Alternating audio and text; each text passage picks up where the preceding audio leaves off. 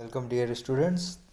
IUPAC naming over होने के बाद आज हम स्टार्ट कर रहे हैं आइसोमेरिज वाला सेक्शन। इसको मैंने दो पार्ट में डिवाइड कर दिया है। स्ट्रक्चरल वाला जीओसी 1 में पढ़ेंगे और जो सेकंड पार्ट है इसका वो हम जीओसी 2 में पढ़ेंगे, ताकि जीओसी 1 तक आपके बिल्कुल बेसिक नॉलेज हो जाएगा आपको ऑर्गेनिक केमिस्ट्री का। क्लियर? तो स्ट्रक्चरल आइसोमेरिज्म स्टार्ट करें उसके पहले डेफिनेशन जान लेते हैं कि आइसोमेरिज्म क्या होता है। ये आपके लिए बिल्कुल नई टर्म है। आइसोमेरिज्म होता क्या है? तो देखिए, the phenomena of existence of two और more compounds possessing the same molecular formula but different properties is known as isomerism। क्या कह रही है ये डेफिनेशंस? देखिए, दो या दो से ज़्यादा कंपाउंड होने चाहिए सेम मोलिकुलर फॉर्मूले के। मोलिकुलर फॉर्मूला बिल्कुल सेम होना चाहिए उनका, उसमें कोई डिफरेंस नहीं होना चाहिए। क्लियर? लेकिन उनकी जो प्रॉपर्टीज़ है, प्रॉपर्टीज़ लाइक केमिकल और फिजिकल प्रॉपर्टीज़ की बात कर रहे हैं यहाँ पर। फिजिकल और केमिकल प्रॉपर्टीज़ जो होती है, लाइक आपके फिजिकल में आ गई बॉइलिंग पॉइंट वगैरह, मेल्टिंग पॉइंट, डेंसिटी वगैरह, और केमिकल प्रॉपर्टीज़ में जो रिएक्शंस शो करते हैं वो एक दूसरे के साथ, उस टाइप की। ठीक? तो फिजिकल केमिकल प्रॉपर्टीज़ इनकी क्या होती है? डिफरेंट होती है। ओके, तो इस तरीके के जो कंपाउंड्स होते हैं उनको क्या कहते हैं हम? आपस में आइसोमर्स। ठीक है, और इस फिनोमेना को कहते हैं, ये इस प्रॉपर्टी को कहते हैं आइसोमेरिज्म। क्लियर? तो ये तो हुआ आइसोमेरिज्म का डेफिनेशन। इसका क्लासिफिकेशन देखते हैं कि ये कितने टाइप का होता है। तो आइसोमेरिज्म आपके दो टाइप का होता है, स्ट्रक्चरल और स्टीरियो आइसोमर्स। ठीक है, इसको कॉन्स्टिट्यूशनल भी कहते हैं और स्टीरियो वाले को कॉन्फिगुरेशनल भी बोलते हैं। ठीक है, ये भी जस्ट नेम है, सिमिलर नेम्स हैं इनके लिए, अलग अलग यूज़ करते हैं। कुछ बुक्स कॉन्स्टिट्यूशनल यूज़ करती है तो कुछ स्ट्रक्चरल यूज़ करती है। हमें दोनों पता होने चाहिए क्योंकि क्वेश्चन में कोई भी एक नाम आ सकता है। जीओसी 1 में हम सिर्फ इसके बारे में बात करने वाले हैं, स्ट्रक्चरल के बारे में। स्टीरियो वाला पार्ट पूरा जीओसी 2 में पढ़ेंगे। ठीक है, तो चलिए, अब स्ट्रक्चरल आइसोमेरिज्म जो है आपका अगेन 5 पार्ट में डिवाइडेड है। इसमें ये वाला पार्ट हम बाद में डिस्कस करेंगे 12th में। ठीक है, तो चेन, पोजीशन और फंक्शनल और मेटामरिज्म आज के लेक्चर में हम डिस्कस करने वाले हैं। अब स्ट्रक्चरल आइसोमर्स होते क्या हैं जो अभी तक हम बात कर रहे हैं? इनमें आपके मोलिकुलर फार्मूला तो अगेन सेम रहेगा, किसी भी टाइप का आइसोमर हो मोलिकुलर फार्मूला हमेशा सेम रहेगा। बात होती है उसके कनेक्टिविटी की, है ना। ग्रुप्स जो है कनेक्टिविटी की बात होती है, ओरिएंटेशन की बात होती है आपके। ठीक है, यहाँ कनेक्टिविटी डिफरेंट हो जाती है। यहाँ पर आपके कनेक्टिविटी सेम रहेगी लेकिन ओरिएंटेशन डिफरेंट हो जाता है। ठीक है, यहाँ ओरिएंटेशन से ज़्यादा कोई लेना देना नहीं है, यहाँ कनेक्टिविटी का डिफरेंस आ जाता है, यहाँ पर ओरिएंटेशन का डिफरेंस आ जाता है, कनेक्टिविटी सेम रहती है। ठीक है, तो इसको बाद में डिस्कस करेंगे। तो अभी इसकी डेफिनेशन देखते हैं स्ट्रक्चरल आइसोमर की। व्हेन टू और more organic compounds have same molecular formula, again आपके मोलिकुलर फॉर्मूला तो सेम है बट डिफरेंट स्ट्रक्चरल फॉर्मूला, उनका स्ट्रक्चर डिफरेंट डिफरेंट हो। सेम मोलिकुलर फॉर्मूला मतलब एटम्स वगैरह सब सेम, लेकिन उनका स्ट्रक्चर अलग अलग हो, है ना। ऐसे कंपाउंड्स को, ठीक है, क्या कहते हैं? स्ट्रक्चरल आइसोमर्स बोलते हैं आपस में। ठीक है, इनकी कनेक्टिविटी जो होती है एटम्स की वो डिफरेंट होती है। देखते हैं। साथ ही एक नोट है कि स्ट्रक्चरल आइसोमर्स जो होंगे उनके लिए आईयूपीएसी नेम हमेशा ही डिफरेंट आएगा, क्योंकि उनका स्ट्रक्चर अलग होगा। स्ट्रक्चर अलग होगा तो आपके मेन चेन अलग हो जाएगी, उनकी नंबरिंग वगैरह में भी डिफरेंस आ जाएगा, सब्स्टिट्यूएंट्स बदल जाएंगे आपके। ठीक है ना, हो सकता है मिथाइल की जगह इथाइल हो जाए, पर मोलिकुलर फॉर्मूला वही रहेगा। कोई भी एटम ऊपर नीचे नहीं होगा। ठीक है, नंबर ऑफ एटम सेम रहेंगे आपके। देखिए जैसे यहाँ पर देखो, जितने कार्बन है 4 कार्बन है, इधर भी 4 कार्बन है। हाइड्रोजन्स अगर आप गिनोगे इसमें तो 3, 4, 5 एंड 8। ठीक है, तो यहाँ पर भी देखो 8 है, 3 और 2 5, 1 6 और 2 8। ठीक है ना, तो 8 हाइड्रोजन है और 4 कार्बन है, यानी सब सेम है, मोलिकुलर फॉर्मूला सेम है इसका। बात करें इसके स्ट्रक्चर की तो देखिए, डबल बॉन्ड यहाँ पर 2 और 3 के बीच में आ रहा है, जबकि यहाँ पर डबल बॉन्ड आपके 1 और 2 के बीच में आ रहा है ना। यानी उसकी पोजीशन डिफरेंट आ गई, उसका एक तरह से देखा जाए तो स्ट्रक्चर अलग हो गया। और आप आईयूपीएसी नेमिंग भी देख सकते हैं, दोनों की अलग होगी। तो ऐसे आपके क्या होते हैं? स्ट्रक्चरल आइसोमर्स होते हैं। ऐसे कंपाउंड्स क्या होते हैं आपस में? स्ट्रक्चरल आइसोमर, जिसमें कनेक्टिविटी डिफरेंट हो जाए आपकी। या स्ट्रक्चर चेंज हो जाए। ठीक है, तो ये तो हुआ स्ट्रक्चर आइसोमर। इसके पार्ट देखना है अब हमें वन बाय वन करके। ठीक, साथ ही ध्यान रखिएगा, आपको अलग अलग टाइप के स्ट्रक्चर बना के कंफ्यूज किया जा सकता है। देखिए ये तो स्ट्रेट चेन है, इसके दूसरे पे मिथाइल लगा हुआ है। यहाँ पे आपको दिखाएंगे स्ट्रेट में 3 ही।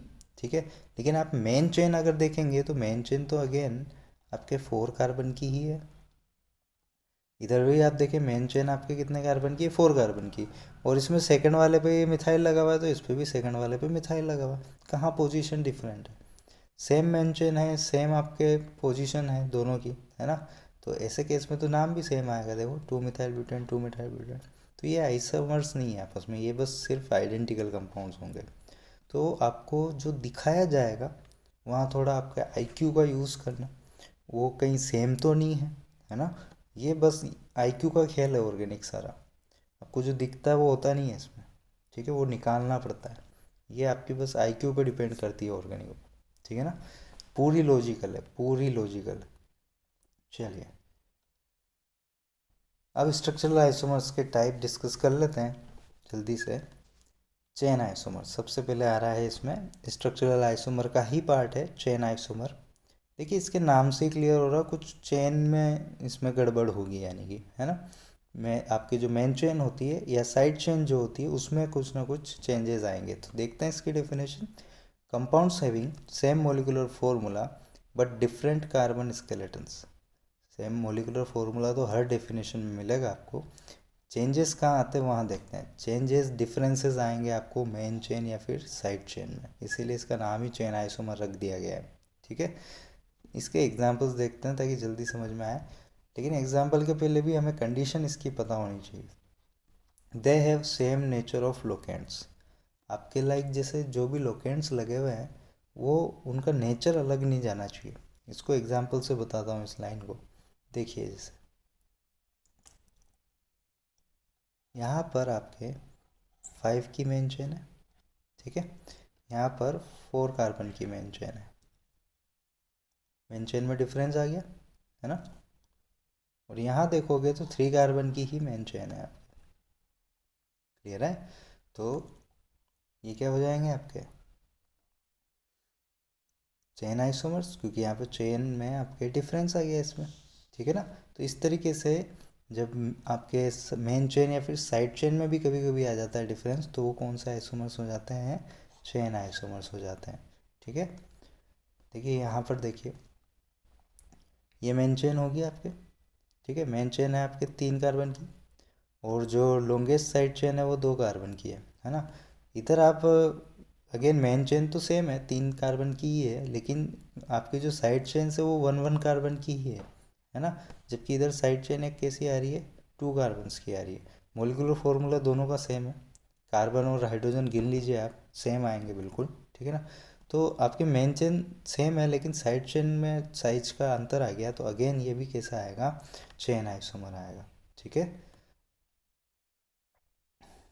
अब यहाँ देखिए अगेन आपको जस्ट एक इल्यूजन दिया है कि ये जो सी एन है यहाँ तीसरे नंबर पे लगा हुआ है, यहाँ पर जो सी एन है वो दूसरे नंबर पे लगा हुआ है। तो आपको लगेगा कि यहाँ पर कनेक्टिविटी का डिफरेंस आ गया, है ना। कनेक्टिविटी का डिफरेंस आ गया तो आप इसको क्या कर देंगे, कुछ और लगा देंगे, है ना।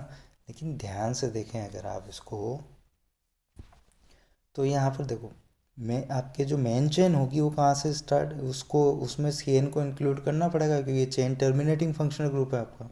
ठीक है ना, तो इसको इंक्लूड करते हुए या आप इधर जाएं या फिर इधर जाएं आपको 4 कार्बन की चेन मिलेगी। जबकि इधर से आप जाएंगे तो 3 कार्बन की मिलेगी और लेफ्ट साइड जाएंगे तो 5 कार्बन की मिलेगी, है ना। साथ ही साथ देखिए ऊपर 5 कार्बन ही है, ऊपर 5 कार्बन ही है, लेकिन ये सी एन के पोजीशन चेंज करने की वजह से आपके मेन चेन की साइज में डिफरेंस आ गया है। मेन चेन की साइज में डिफरेंस आते से कौन सा आइसोमर हो जाता है, चेन आइसोमर हो जाता है। ठीक है, ये पोजीशन आइसोमर के साथ आपको कंफ्यूज किया गया कि यार पोजीशन चेंज हुई तो सिर्फ इसको पोजीशन आइसोमर कर दें आप। ठीक है, लेकिन ध्यान से देखोगे अगेन आपकी आईक्यू का इस्तेमाल करते हुए देखोगे तो ये चेन आइसोमर है ना कि पोजीशन आइसोमर। अभी हम पोजीशन आइसोमर भी देखने वाले हैं, उसमें जस्ट पोजीशन चेंज होती है सब्स्टिट्यूएंट की, मेन चेन की साइज सेम रहती है। तो आपको जस्ट वो दिखाया गया है कि मेन चेन तो सेम है भैया, पर मेन चेन वो एक्चुअल में है ही नहीं। मेन चेन तो यहाँ से स्टार्ट होगी आपकी CN से। तो इसमें मज़ा आएगा ऑर्गेनिक में पढ़ने में आपको, जैसे जैसे आपका दिमाग खुलेगा इसमें और ज़्यादा चलने लगेगा। एक बार इंटरेस्ट लेके पढ़िए बस इसको, ठीक है ना।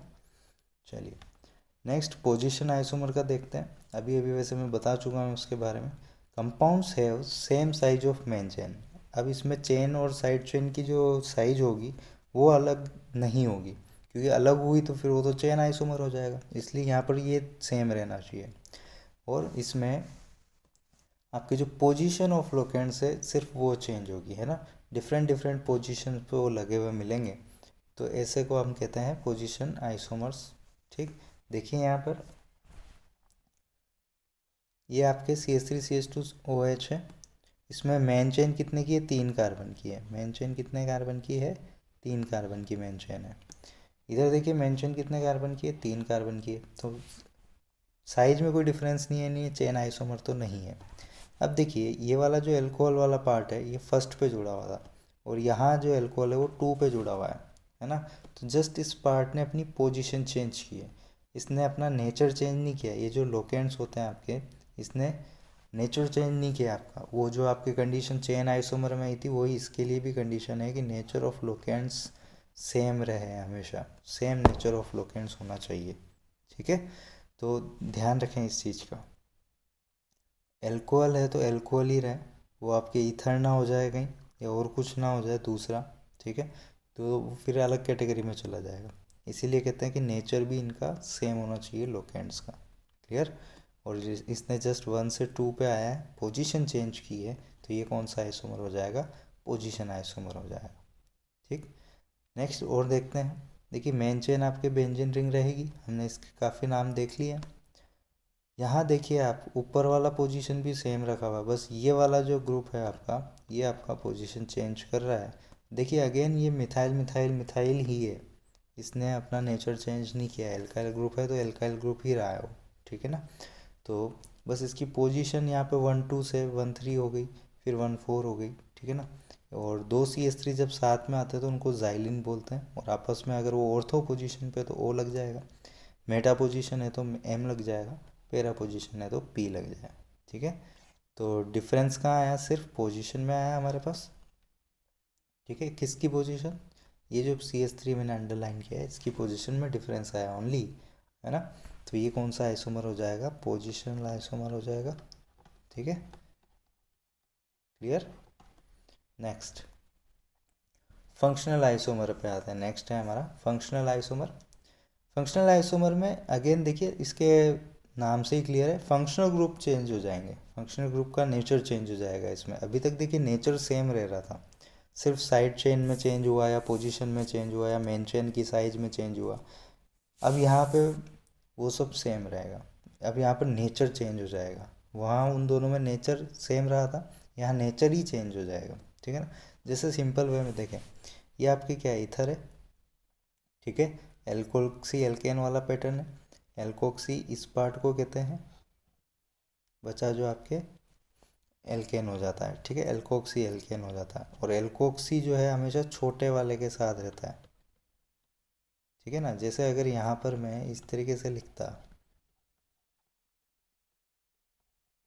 ठीक है, तो एल्कोक्सी वाला पार्ट ये होता, और ये आपका एल्केन वाले पार्ट में जाता, तो इसका नाम हो जाता मिथोक्सी इथेन, ठीक है। इस तरीके से ईथर का भी हम नेमिंग देखते हैं, क्लियर। वैसे कम पूछा जाता है इसलिए बताया नहीं था, लेकिन यहाँ आ गया है तो मैं बता देता हूँ, ठीक है। तो देखिए हमारे यहाँ पर आइसोमर्स देखने हमें अभी नेमिंग में नहीं जाते हैं, सिंपल सा है। मॉलिक्यूलर फार्मूला दोनों का सेम है, हमेशा पहले मॉलिक्यूलर फार्मूला देखा करें, अप्रोच बिल्कुल क्लियर रखें step by step. Molecular formula same है आपके, साइड चेन और जो मेन चेन है उसकी साइज में भी कोई डिफरेंस नहीं आ रहा है। बात कहाँ हो रही है? बात यहाँ हो रही है कि यहाँ पर जो फंक्शनल ग्रुप है वो ईथर है, जबकि यहाँ पर जो फंक्शनल ग्रुप है वो एल्कोहल है। दोनों का नेचर अलग होता है, दोनों की रिएक्शंस अलग होती है, ठीक है। तो यहाँ पर ये इनका नेचर ही चेंज हो गया तो वो फंक्शनल आइसोमर है। मतलब जो आपके फंक्शनल ग्रुप्स होते हैं उनका जब नेचर चेंज हो जाता है तो कौन सा आइसोमर आता है? फंक्शनल आइसोमर आता है। इनके नाम से ही क्लियर है, आपको कोई अलग से मेहनत नहीं करनी इनको याद रखने के लिए। जैसे यहाँ देखिए, ये आपका कार्बोनिल वाला पार्ट है, सी डबल बॉन्ड हो, और इसके एक एच आ गया, यानी ये आपके क्या है, एल्डिहाइड है। वैसे इसके नाम से भी क्लियर है क्योंकि इसके पीछे क्या लगा हुआ, ए एल, तो ए एल से एल्डिहाइड। और यहाँ देखिए दोनों साइड एल्काइल पार्ट है और इसके नाम से भी क्लियर है, ओन है, यानी ये क्या है, कीटोन है। ठीक है, मोलिकुलर फॉर्मूला दोनों का सेम है। देखिए 3 कार्बन, इधर भी 3 कार्बन, एक ऑक्सीजन, एक ऑक्सीजन, बचे हुए 6 हाइड्रोजन, इधर भी 6 हाइड्रोजन। ठीक है, तो सब कुछ मोलिकुलर फार्मूला वगैरह सेम। ठीक, मेन चेन में भी कोई डिफरेंस नहीं है। देखिए 3 की मेन चेन है, यहाँ पर भी 3 की मेन चेन है। तो बस डिफरेंस किस में है, फंक्शनल ग्रुप के नेचर में, तो वो हो गया फंक्शनल आइसोमर। ठीक है, इस तरीके से बिल्कुल आसान सी चीज़ है आइसोमेरिज्म, और काफ़ी पूछी जाती है, सबसे अच्छी बात यह। एक और चीज़ फंक्शनल आइसोमर्स में, जो आपके अलग अलग डिग्री वाले अमाइंस होते हैं, जैसे ये आपका प्राइमरी अमाइन होता है। ठीक है, ये इस तरीके से जब होता है तो प्राइमरी अमाइंस होता है, ये 1 डिग्री वाला। और जब ये दो आपके अल्काइल ग्रुप से जुड़ा हुआ हो, ठीक है, 2 अल्काइल ग्रुप से जुड़ा होता है, ये 2 डिग्री वाला होता है। और अगर 3 अल्काइल ग्रुप से जुड़ा हुआ है तो ये कैसा होता है, 3 डिग्री वाला होता है। ठीक, तो जो ये अमाइंस होते हैं ये भी आपस में क्या होते हैं, फंक्शनल आइसोमर होते हैं। अलग अलग डिग्री के अमाइंस भी क्या होते हैं आपस में, अमाइंस हो या अमाइड्स हो, दोनों ही आपके फंक्शनल आइसोमर की कैटेगरी में आते हैं।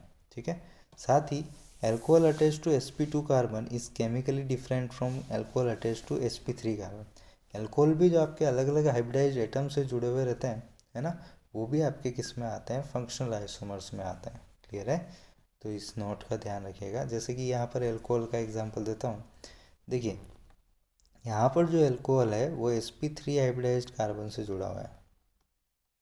ठीक है, और यहाँ का जो एल्कोहल है वो sp2 हाइब्रिडाइज्ड कार्बन से जुड़ा हुआ है। ठीक, तो इसकी वजह से ये भी क्या है आपस में फंक्शनल आइसोमर। ये जो 3 रूल बताए ये सिर्फ इन्हीं के लिए है, आप और कहीं ना लगा दें इनको। ठीक है, जहाज के लिए जो बताया बस वहीं लगाना है। नेक्स्ट हम करते हैं मेटामेरिज्म। चौथा पार्ट है, आखिरी पार्ट इस GOC1 का। ठीक है, स्ट्रक्चरल आइसोमर में। जो टोटोमेरिज्म है वो 12th में देखेंगे। अब मेटामेरिज्म जो है वो कैसे देखते हैं, देखिए compounds having same nature of functional group. Functional group का नेचर सेम रहेगा इसमें, क्योंकि डिफरेंट हुआ तो वो तो FI वाली कैटेगरी होगी, फंक्शनल आइसोमर वाली कैटेगरी हो जाएगी। तो फंक्शनल ग्रुप का नेचर सेम रहेगा, but different nature of alkyl groups along that polyvalent functional group are known as metamers and phenomenon is metamerism. कुछ समझ में नहीं आया, सिंपल सी कंडीशन बताता हूँ। देखिए एटलीस्ट 1 हेट्रोएटम इन मेन चेन, इन आपके पेरेंट चेन या मेन चेन कुछ भी लिख दो। ठीक है, हेट्रोएटम लाइक ये जो बीच में OAS AN आ जाता है ना आपके, ये हेट्रोएटम होता है। अदर देन कार्बन जो एटम होते हैं वो हेट्रोएटम। ठीक है, दूसरी कंडीशन क्या होती है इसके लिए, ये जो हेट्रोएटम है उसके जो अगल बगल वाले ग्रुप हैं, है ना, उनका नंबर अलग अलग होना चाहिए। ठीक है, वो डिफरेंट होने चाहिए। जैसे यहाँ पर 2 2 हैं तो यहाँ पर देखिए मोलिकुलर फॉर्मूला तो सेम रहा, लेकिन यहाँ इधर 1 है इधर 3 है। ठीक है, इस तरीके से होना चाहिए। तो जो भी आइदर साइड्स हैं वहाँ पर आपके नंबर ऑफ कार्बन एटम्स अलग अलग होने चाहिए। ठीक है ना, तो दूसरी कंडीशन ये हो जाएगी। इसको अपनी लैंग्वेज में आप लिख लें, गुजराती में भी लिखें तो कोई दिक्कत नहीं, समझ में आना चाहिए। मेजर फोकस समझने पे अभी इस वक्त। क्लियर है, तो चलिए।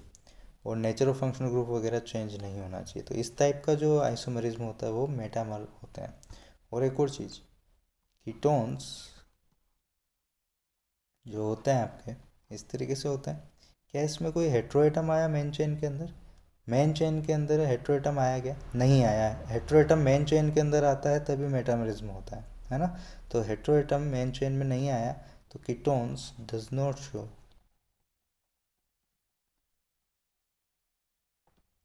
मेटामरिज्म। ठीक है, ये कुछ बुक्स गलत फहमी में होती है कि मेटामर्स होते हैं कीटोन भी, लेकिन नहीं होता है, हमें वो गलत फहमी नहीं पालनी। क्लियर है, तो ऐसे अगर और भी कुछ हैं जिनसे अगर हेट्रोएटम नहीं आता है तो वो आपके मेटामर्स नहीं होंगे। ठीक है, एग्जाम्पल्स देख लेते हैं और अच्छे से समझ में आएगा। देखिए ये आपका एस्टर ग्रुप है, COOR वाला एस्टर ग्रुप है, ठीक है। इधर इसमें भी एस्टर ग्रुप है, इसमें भी एस्टर ग्रुप है, यानी ये फंक्शनल आइसोमर तो नहीं है, ठीक है। लेकिन ये जो ग्रुप है आपका, इसके अगल बगल देखिए, यहाँ पर एक कार्बन था, यहाँ 2 कार्बन्स हैं, यहाँ पर 2 है, इधर 1 है, चेंज तो हो गया, फिर भी लेफ्ट में 1 था, इधर लेफ्ट में 2 हो गया, ठीक है। और इधर देखिए आपके लेफ्ट में अब एक भी कार्बन नहीं रहा और सारे के सारे किधर आ गए, 3 हो गए। मॉलिक्यूलर फार्मूला अभी भी सेम है, लेकिन सिर्फ इनका जो कॉम्बिनेशन है वो अलग अलग किया है ना।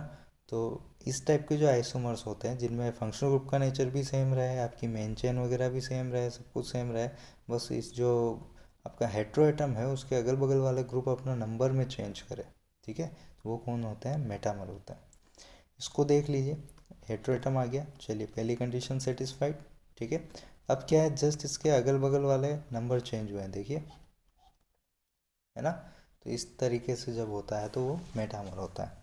अब हमेशा ये भी ध्यान रखिएगा, जैसे लाइक ईथर्स है, तो 2 अगर सिर्फ कार्बन है तो मेटामरिज्म शो हो ही नहीं पाएगा। हेट्रोएटम तो है लेकिन ये कैसे चेंज करेंगे, एक एक ही रहेगा हमेशा एक दूसरे की तरफ, ठीक है ना।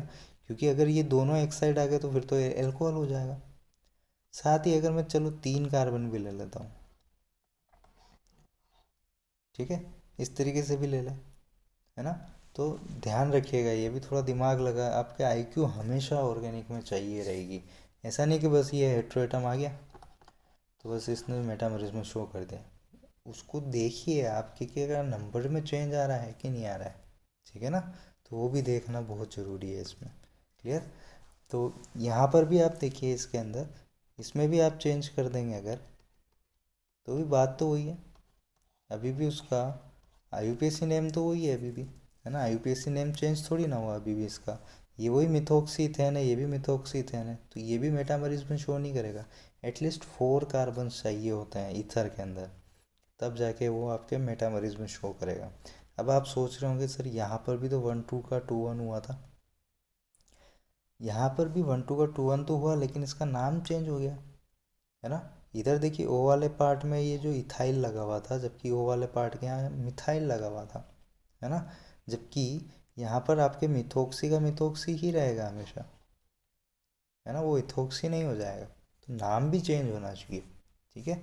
अब जो हम यहाँ पे एल्कोक्सी एल्केनोइड यूज़ करते हैं वो आपका अलग हो गया ना, एल्काइल एल्केनोइड जो यूज़ करते हैं, तो यहाँ पे एल्काइल वाला पार्ट अलग हो गया आपका, जबकि यहाँ पर जो एल्कोक्सी यूज़ करते हो वो एल्कोक्सी वाला पार्ट तो सेम ही है।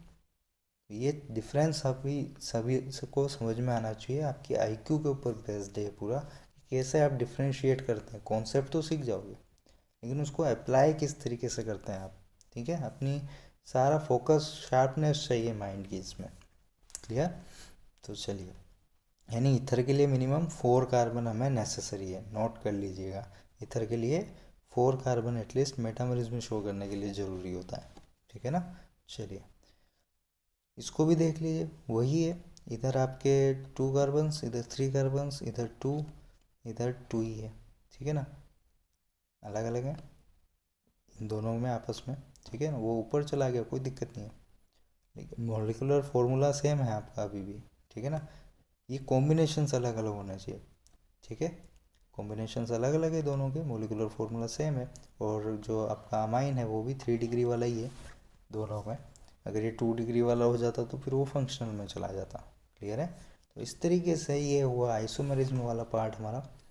कुछ क्वेश्चंस कर लेते हैं हम इसके, ताकि और अच्छे से प्रैक्टिस हो जाए। देखिए ब्यूटेन है, 4 कार्बन की मेन चेन है, जबकि यहाँ पर 3 कार्बन की ही मेन चेन है, तो ये कौन से हो गए, चेन आइसोमर्स हो गए आपके, ठीक है ना। मेन चेन में चेंज आ गया आपका, तो ये कौन से हो गए, चेन आइसोमर्स हो गए।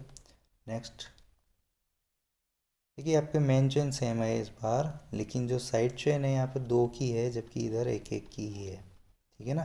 तो अगेन आपके मेन चेन तो सेम आ गई, लेकिन साइड चेन की साइज अलग हो गई, तो ये भी कौन से हो गए, चेन आइसोमर्स हो गए। बस इसी तरीके से सिंपल वे में देखना है, बिल्कुल आसान सी चीज़ है। यहाँ पर मेन चेन 6 की है, यहाँ पर मेन चेन 3 की है, तो अगेन कौन सा हो गया, ये भी चेन आइसोमर हो गया, ठीक है ना। तो बस इसी तरीके से कुछ क्वेश्चंस आते हैं आपको और सोल्व करने रहते हैं, क्लियर। तो यहीं तक रखते हैं आज के लिए, काफ़ी है। तो ये हुआ स्ट्रक्चरल आइसोमर्स आपका, और साथ ही साथ GOC1 भी कंप्लीट होता है, जहाँ पर हमने सीखा कुछ बेसिक डेफिनेशंस, ठीक है। और उसके बाद हमने सीखा IUPAC नेमिंग, और लास्ट में हमने सीखा स्ट्रक्चरल आइसोमरिज्म, ठीक है। अच्छे से रिवीजन करिए, क्वेश्चन करिए शीट के, कोई दिक्कत आए तो पूछिए। Thank you.